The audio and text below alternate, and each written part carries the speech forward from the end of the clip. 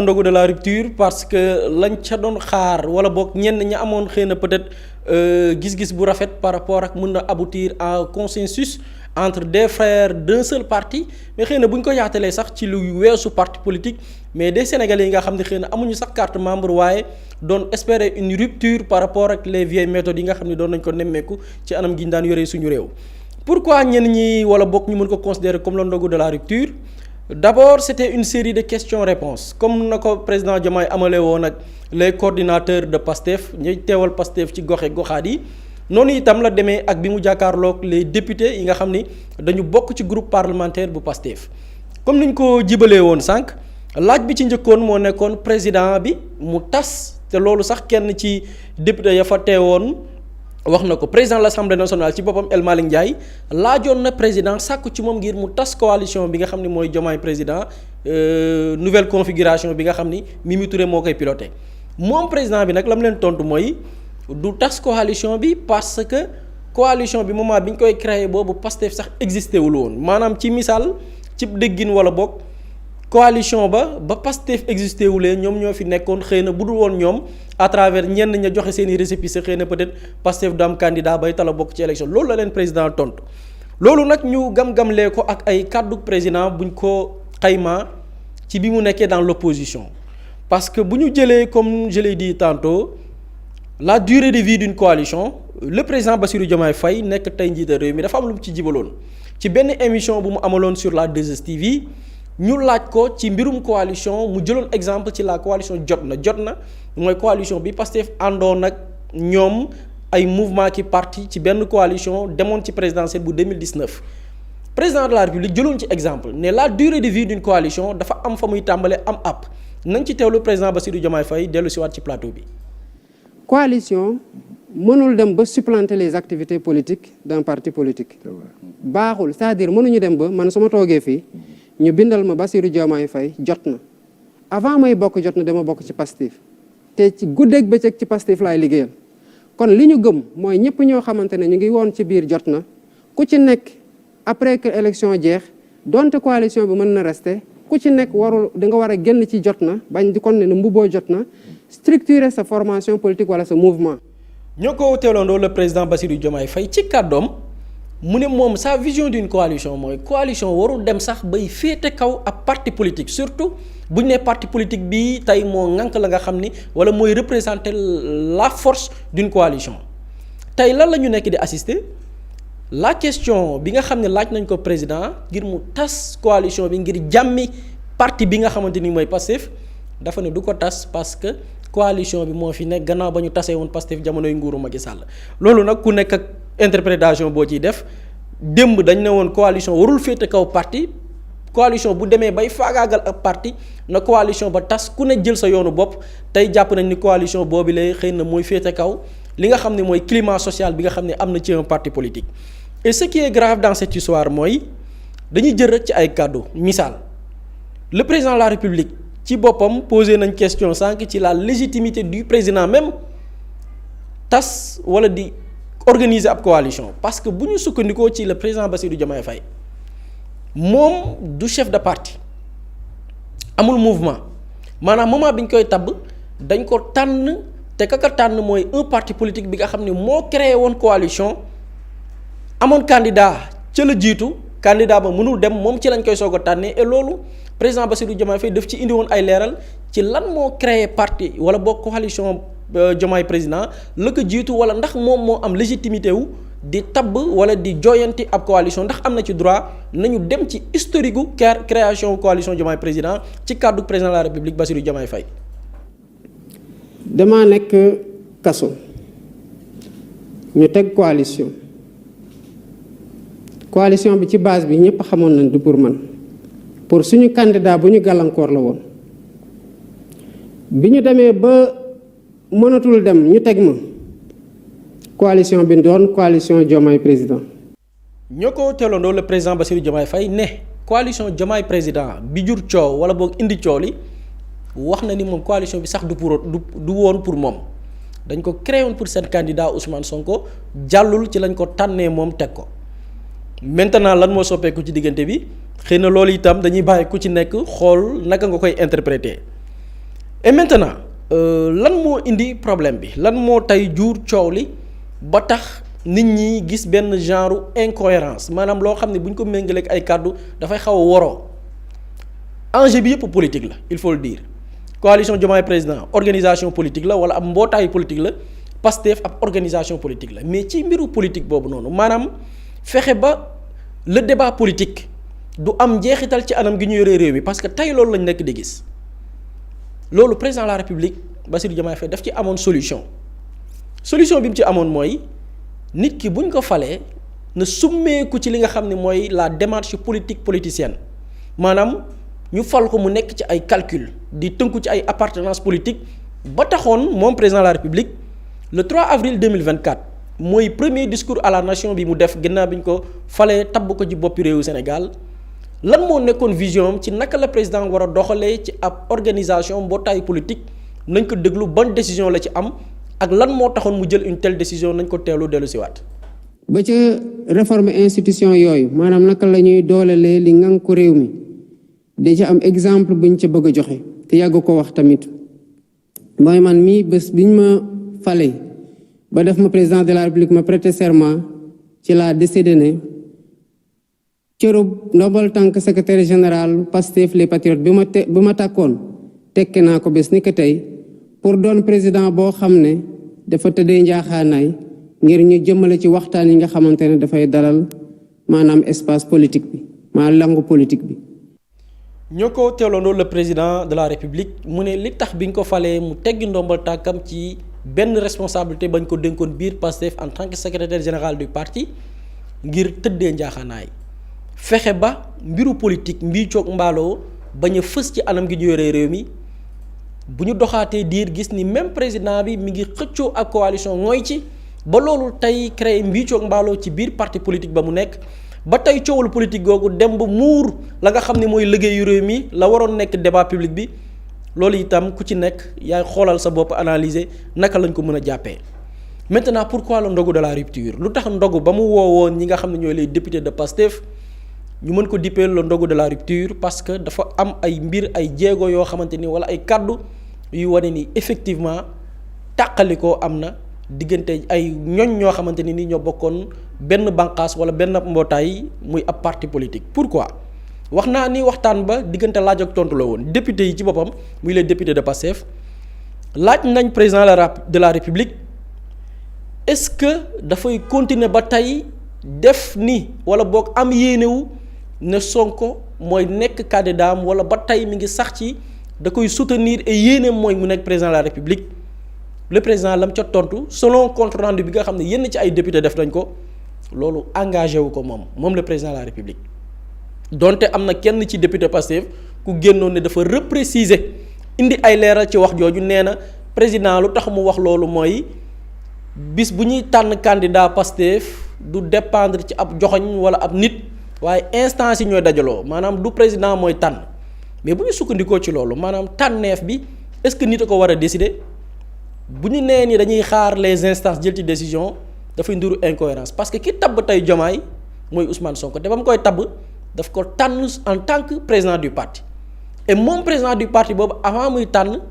parti ba dañu dajaloo woon mu nekk un candidat naturel maanaam laajul ay instance pour ne diw mooy suñu candidat dafa nekk une candidature naturelle parce que mooy le leader du parti mooy ka ñu war a samp seen mbër ngir mu dem ci ay élections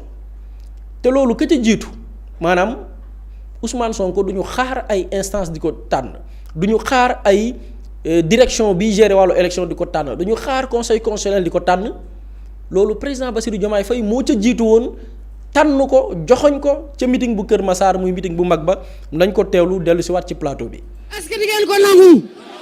est-ce que loolu di ngeen ko nangu kii mooy suñu candidat kii mooy suñu président 2024 kii la ñu bëgg kii la ñu fal kii la ñuy aar demul fenn day koy aar ba 2024 ñu fal ko jox ko réew mi kon président Ousmane Sonko Sénégal a ngi nii di la déglu. ñoo ko teeloondoo maanaam bii bi ñuy joxoñ Ousmane Sonko ne mooy candidat wu Pastef xaaruñ ci instance xaaruñ ci ab bànqaasu état boo xam ni mooy décider am déet dafay nekk candidat wala non lii benn la mu amaat leneen tey bu ñu déggee président ne candidature Ousmane Sonko engagé wu ko ci buñ ko tekkee ci wolof xëy na du ci moom la dépendre wala bokk yoonam newu ci moom le président bu ñu jëlaatee ay jamono ci ginnaaw précisément bésu samedi 13 juillet 2024 ci la président Diomaye doon janoog taskatu xibaar yi diggante laaj ak tontu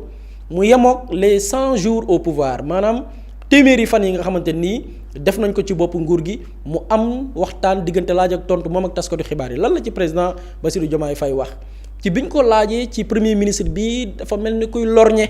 maanaam teg bët fauteuil ba nga toog la ca président Bassirou Diomaye Faye tontu nañ ko teewlu dellu si waat ci plateau bi. parce que bu dee lorñe fauteuil je l'encourage à non pas lorgner le fauteuil mais à regarder le fauteuil clairement moom le premier ministre parce que 10 ans ngi nii ci gannaaw may xeex pour mu toog ci fauteuil bi te bàyyiwu ma nag te duma mos a bàyyi pour mu leer dama ko koy yéene parce que xam ko dem ko ko yéene parce que xam ne mën na ko dem ko ko yéene parce que Sénégal laa yéene jàmm donc loolu dafa war a leer d'abord. ñoo ko teeloon le président Bassirou Diomaye Faye ne dafa xeexal Ousmane Sonko fukki at ngir def ko président waaye Ousmane Sonko moomu noonu xeexal ko wala tabb ko ci fukki fan def ko président moom Bassirou Diomaye Faye mu ne waaye loolu mu ne woon di ko xeexal ngi def ko président jugu ci maanaam moment bi muy wax lii muy 13 juillet 2024 ci loolu la nekk maanaam fal Ousmane Sonko président de la République du Sénégal te loolu bu ñu ko waxee kat falen ya 2029 la kon dañu jàppoon ni ba bërkaati démb bi député yi di dem di gis ak président jàppoon nañ ni la mu nekkoon ma ngi ca sax ba tey mooy dafay dox ci fal ko def ko président de la République du Sénégal député ya fa demoon ne waaye bii paa nee na loolu engagé wu ko lu soppeeku ci diggante bi loolu itam dañuy bàyyi ku ci nekk def ci sa jàngatu bopp waaye dafa am leneen lu xew ci laaj yi bi loolu amee député yi ñenn ñi laaj nañ ko est-ce que kon mën nañ xaar suba nga dàq ki nga xamante ni mooy Ousmane Sonko maanaam jëlee ko ci bopp primature selon compte rendu bi nga xam ne kenn ci député yi def na ko di woyu ci turu honorable député Marème Mbacké dafa ni effectivement le premier ministre ci siège éjectable la nekk bu ñu nee siège éjectable pas ñu ngi koy menacer dàq ko waaye fa mu nekk du jour au lendemain mën nañ koo dàq te loolu bu ci sukkandikoo lan lay tekki mooy le président bu ñu sukkandikoo ci kàddu yooyu méngale koog ledd ci discours yi mu jëloon parce que bi ñu koy soog a fal précisément point de presse bi ma wax sànq wala conférence de presse bi bokk bi mu janoog audience bi mu amaloon ak ay journalistes diggante laaj ak tontu dafa taxaw ci premier ministre ni mu faible bu ñu xoolee ci texte yeeg loi yi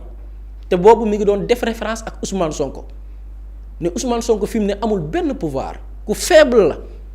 te loolu ci biir interview boobu mu junj ni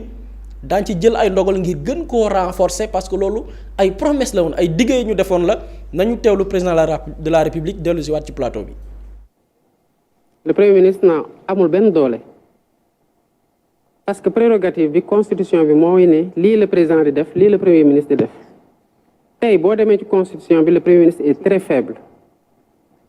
loolu changé wul ci diggante bi constitutionnellement le premier ministre est faible. Le président de la République a trop de pouvoir. Lors de la réforme de la Constitution, on avait institué le gouvernement pour mon une institution.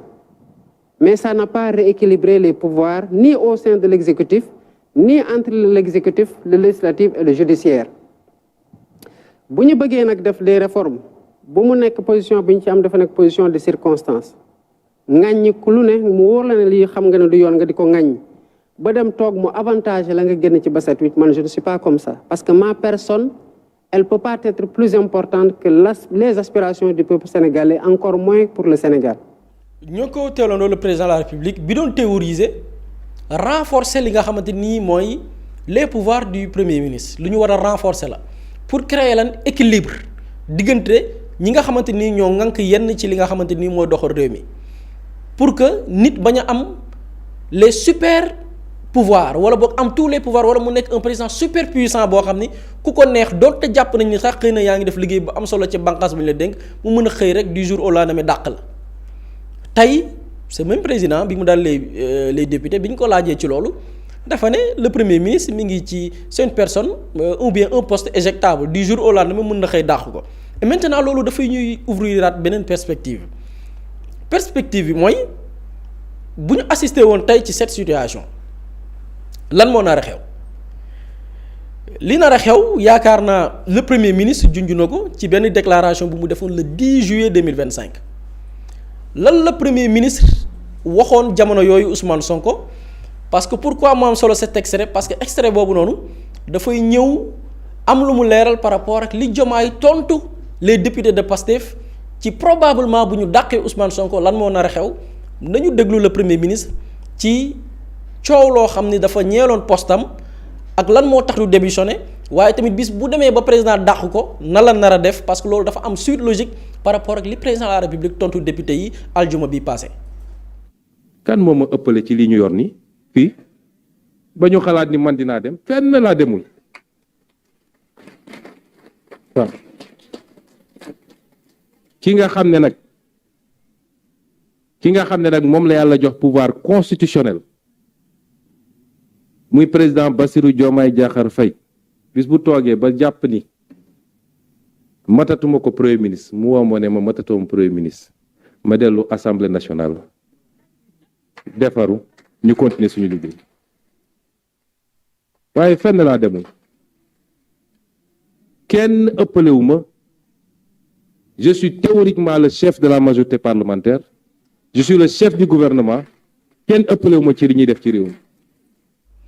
ñoo ko teewlandoo le premier ministre Ousmane Sonko ci parti bi muy wax ni du démissionné xëy na xanaa président dàq ko parce que moom moo am prérogative yi bés bu ko dàqee mu jël ay bagaasam dem assemblée nationale parce que démissionné wul woon foofu c'est-à-dire que lan moo nar a xew avec cette possibilité le premier ministre am na possibilité dellu assemblée nationale pourquoi pas le président de l'assemblée nationale actuelle mën na démissionner pourquoi pas mën na nekk la deuxième personnalité du pays ou bien la deuxième personnalité forte du pays ban situation la ñuy assister deux personnalités yoo xamante ni idéologie yi bokkul kii yor le pouvoir législatif kii yor le pouvoir exécutif maintenant lii les députés de Pastef bi ñuy dem palais ñenn ñi dañ ko boole waale ci seen laaj président peut-être question piège la on sait pas mais laaj nañ ko est-ce que président assemblée bi bu amee ñaari at xëy na yaa ngi xalaat tas ko parce que assemblée bu amee ñaari at président am na pouvoir am na possibilité de tas assemblée bi bu ñu sukkandikoo ci compte rendu bi nga xam ne honorable député Marème Mbacké def na ko président daf leen ni effectivement bu ko teg si maye mën na nekk waxul ni da koy def mais mën na nekk ñu tas assemblée c'est-à-dire que il faut s'attendre à une histoire bu ñu daaxee Ousmane Sonko mu décide de dellu assemblée nationale pourquoi pas être la deuxième personnalité forte du pays le président dàqul possibilité wu tas assemblée nationale boobu jëlee ko fa maintenant question yi dafay ouverte est-ce que Sénégal divergence boobu nga xamante ni ça sera un processus très long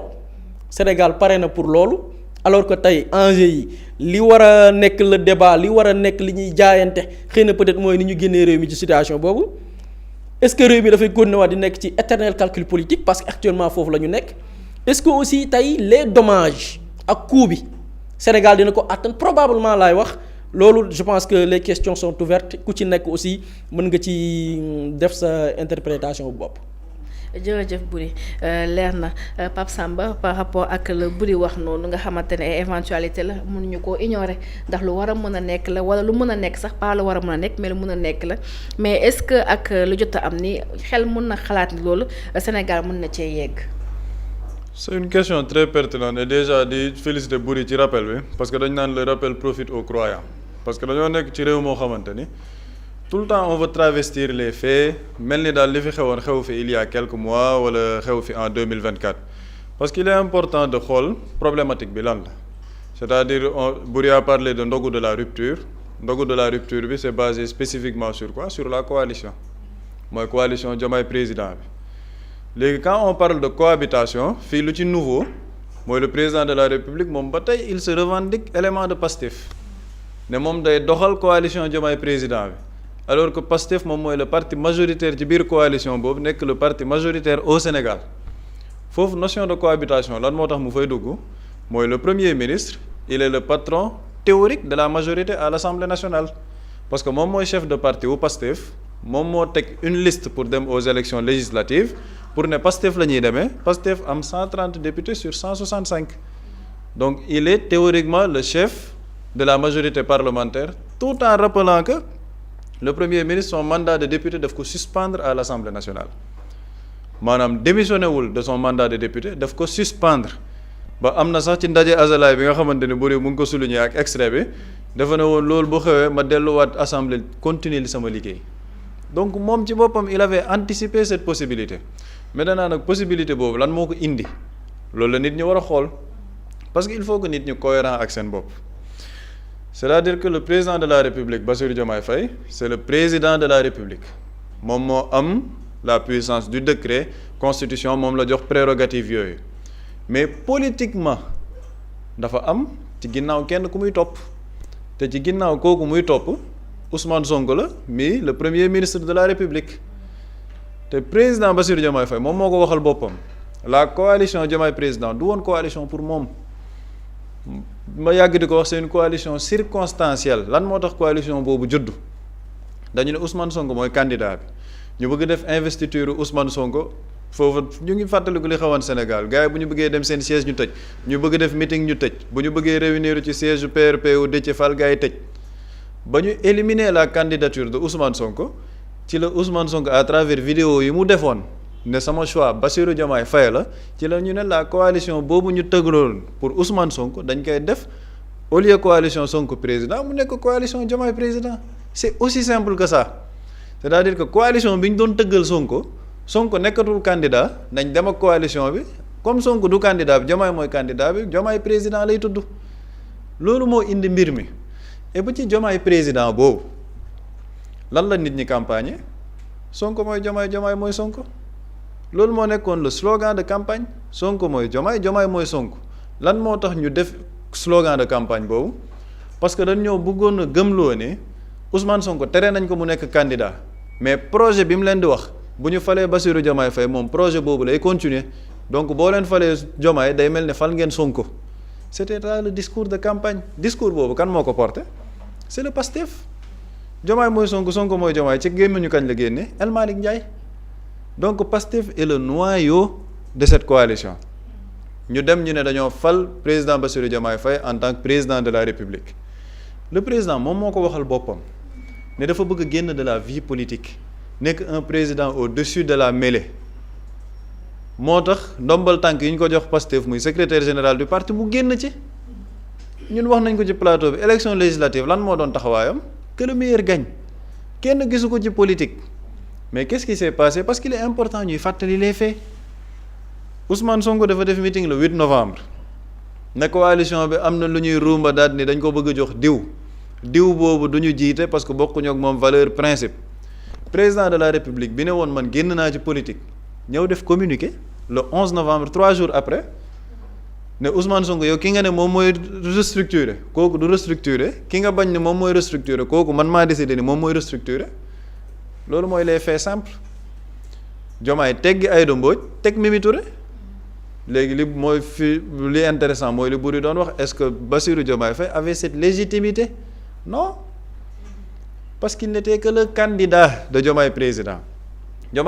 dañoo def une conférence des leaders ñu ne conférence des leaders boobu diw moom mooy président de conférence des leaders bi muy Aïda Mbodj te Bassirou Diomaye Faye bu fekkoon ne sax dafay décider par rapport à la restructuration de cette coalition Diomaye président moom dafa am ci parti bu mu bokk am ku ko jiite ki ko jiite tudd Ousmane Sonko donc Bassirou Diomaye Faye bi ne génn naa man ci secrétaire général du parti je suis simple militant est-ce que le simple militant qu'il est mën na outrepasser ses prérogatives jéggi li président de parti am wax ba ne man lii laay doxal ci coalition bi y a un problème de légitimité moo tax ba communiqué bi génnee ñu bëri gëmuñ ko woon dañ ne non lii mënul nekk quoi parce que Bassirou Diomaye Faye mënul jël communiqué bi lan moo tax nit ñi jaaxle woon mooy en quelle qualité la koy jël il est militant il n'est pas président de la conférence des leaders nekkul président coalition bi lan moo tax mu naan day dàq diw di dàq di teg keneen moo tax le bureau politique de Pastef def une réponse ne mënul jël décision boobu parce qu'il n'est que le candidat de la coalition muy premier acte de rupture parce qu'il faut dire les choses telles qu'elles sont c'est un acte de rupture politique parce que yow sa président de parti dafa décider dara nga ni du ma ko def li nga bañ man loolu laay def c'est ce qui s'est passé donc il y a une défiance politique du militant qu'il est léegi défiance boobu noonu lan la jur il y a une cassure entre les deux loolu il faut l'assumer parce que Ousmane Sonko wax na ko démb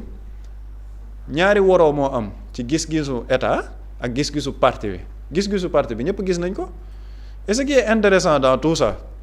mooy le président Bassirou Diomaye Faye bañ leen falee ba léegi dañoo gis une distanciation entre lui et le parti Pastef du leen recevoir du gisanteeg ñoom magu Pastef wax nañ ne ils ont cherché à le voir gisu leen lan moo xew ba mu ne da leen di gisaat mooy coow li ba mu juddoo fan yii nii ba ñu naan la coalition Diomaye président nan lay demee lan moo tax ci diggante bi mu bëgg rapprocher wu du Pastef parce que cette coalition est inexistante coalition boobu amul poids amul dayo coalition Diomaye président lenn moo ko mayoon dayo mooy le premier ministre Ousmane Sonko et Pastef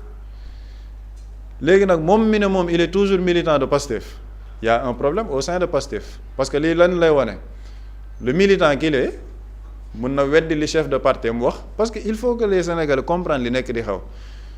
aussi puissant qu'il soit en tant que président de la République il n'est pas le chef politique du parti bi mu jógee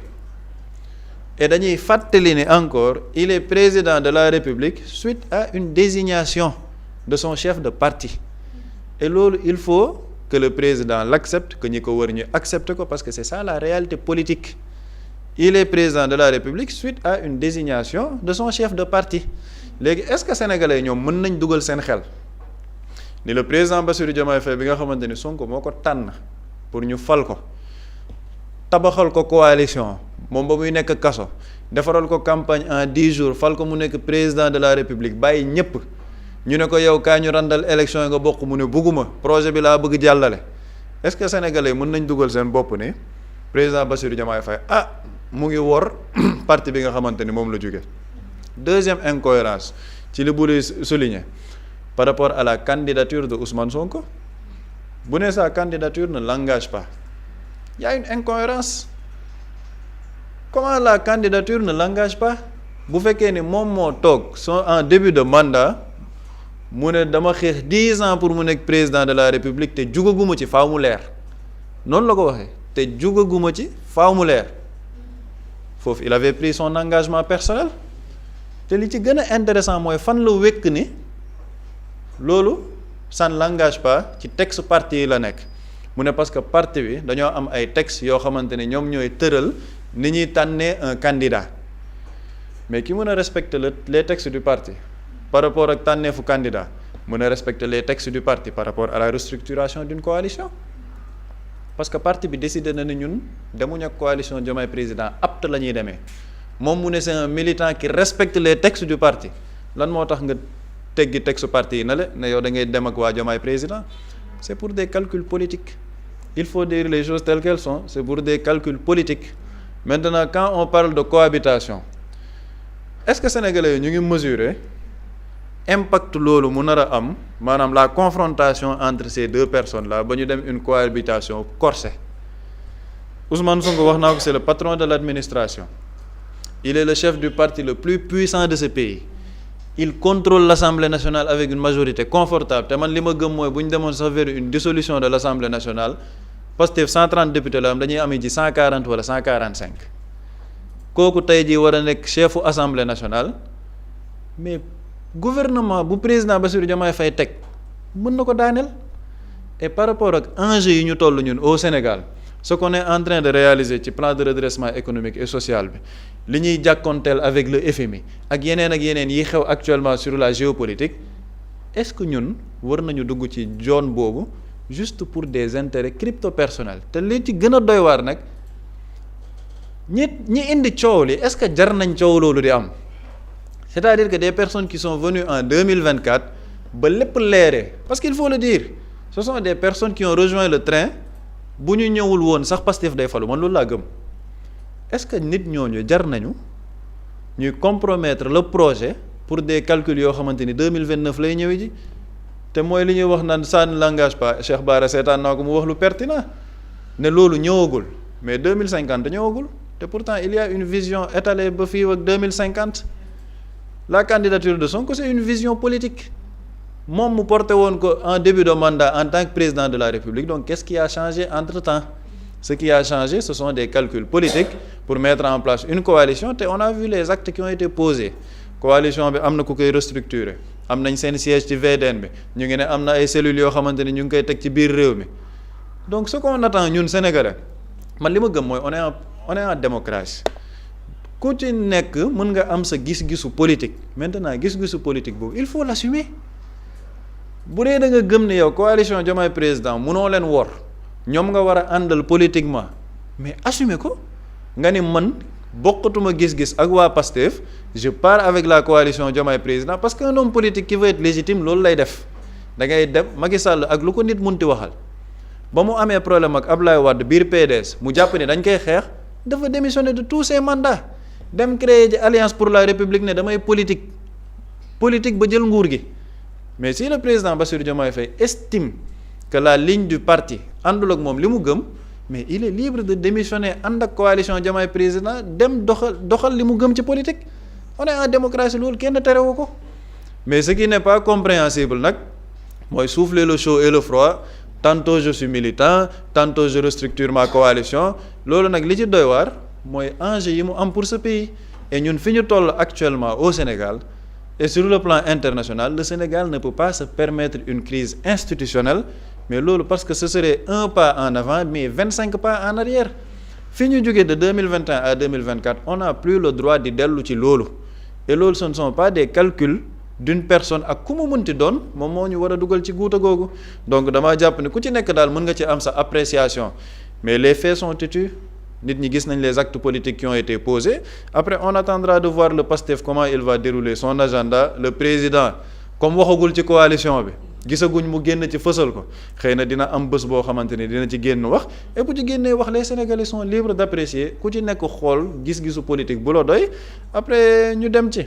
incha allah jërëjëf Pape Samba ba tey bul rek ci waxtaan googu rek gis ne